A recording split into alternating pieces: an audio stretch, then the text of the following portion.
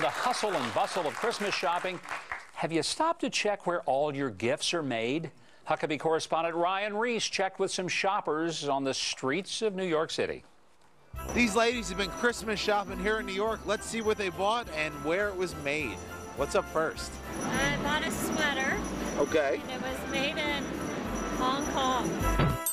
It was made in Taiwan. It was made in Sri Lanka. Rangers t-shirt. That's a New York hockey team. Made in Peru. Made in Peru. Yes. Because when you think hockey, Peru. So did you know Santa's workshop was in Peru? I did not. I learned something new today. You said the perfume was made? Switzerland. Made in India. I love New York. Christmas ornament made in China. Nice. Yes, the bag that tore was made in America. That was manufactured right here in the good old USA. It's quality. It says all the products are made from the highest quality genuine leather. And it continues to say about how to do it, but it has no where it's made. I suspect, though, Vietnam. You suspect Vietnam. Finest leather in Vietnam. Made in Bangladesh. Made in Bangladesh. Little kids' clothes made in Bangladesh. Those little kids' clothes probably made by little kids. That's right. That's right.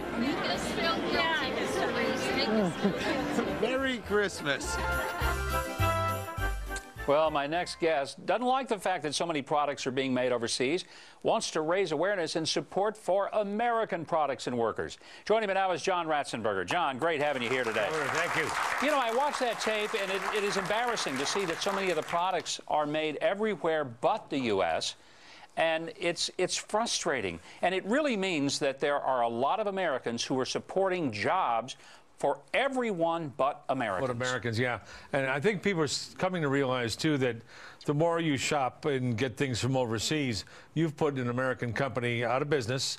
That American company used to pay taxes into your local city hall, support your schools, fire department, police department. Now those tax dollars come out of your pocket.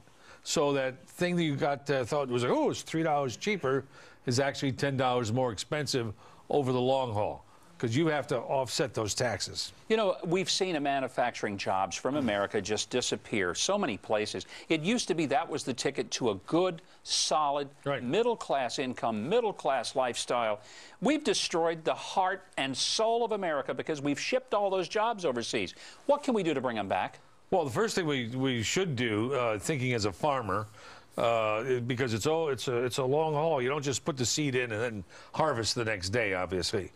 But we should start reinstating shop classes in schools, because there's an awful lot of kids who don't want to be a sociologist. Yeah. You know, but they would love to be a plumber, bricklayer, carpenter. I was a carpenter before I became an actor. And that's what kept me alive after my college degree. And so I told my kids, and anybody who stands still long enough to listen, have a skill that you can take anywhere. Because Americans, we used to be self-reliant as a country and as individuals. And I would like to see us get back to that. You know, it's also interesting, a lot of sociology majors, not picking on them per se, Thank you. but they can't get a part-time job making minimum wage. But people who are welders, plumbers, making really good money these days. Right, and they also have the skills to make things. Right now in America, the average age of people who can make something, whether machinists or CNC machine operators, is 58 years old. Wow. And in manufacturing, there's 800,000 jobs available. In construction, over 2 million jobs. But there's nobody to fill those jobs. So when we buy things made in America, we support those companies, we support the individuals, you know, to raise their kids, pay their rent, pay their mortgage, and live a good life. You've got a gift box. It's called the Made in America store. And tell us about Made in America and the gift box. I teamed up with a fellow named Mark Andall, upstate New York, who started the Made in America store. And everybody told him he was nuts, obviously, but now he's got 4 stores. And he's got tour buses, and it's usually people from those countries that were listed in your little clip, people from Japan, people from China, and they love anything made in America because they know it's quality. So we came out with these gift boxes, one for men, one for women, one for children, and I don't know which one. Let's see. This is the kids one. Yeah. But it's got all those things that I like to play with as a kid. Pickup sticks. Haven't seen them in years. Right. All the old people in the audience saying, yeah, yeah. And Slinky. Slinky? Oh, Slinky. Remember Slinky races at Grandma's house? Down the stairs. Some Jelly Bellies made in America. Right, and you got and things you can put together with your hands, and the men's, it's different. There's some tools there, and obviously the women's is different. But I think, but if you go to the stores, there's some bigger items that would be too expensive to ship for Christmas. I so appreciate what you're doing because I value the people of America who made it great, the people who have skills, whether it's to lay brick or to be able to wire a house or to build a house. Those are jobs can't be outsourced. You're the champion of making that happen. And John Ratzenberger, thank you very much for keeping that message going. Well, it's the only America we have. Yes, it is, and we need to make it stronger by getting people to take those jobs. Merry Christmas to you, John. Great having you here. Thank you, Up next, Kelly Wright and the Little Rockers will get us in the spirit of the season with a Christmas classic. Stay with us.